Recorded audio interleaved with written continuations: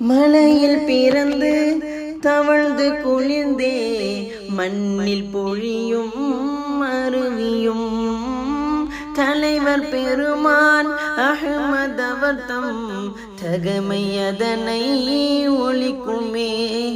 தருவில் செடியில் தழுவி உலவும் தென்றல் காற்றும் மென்மையாய் கருணை நபிகள் அவர்தம் அருமை குணங்கள் இதமாய் உரைக்குமே. நாமும் அவர் மேல் நெஞ்சங்குளிர, நாமும் அவர் மேல் நெஞ்சங்குளிர நயந்து சொலவாத் நவிழ்வதனாலே மேவும் மிகையாய் நன்மையதனால், மேவும் மிகையாய் நன்மையதனால் மறுமை வாழ்வும் மனக்குமே.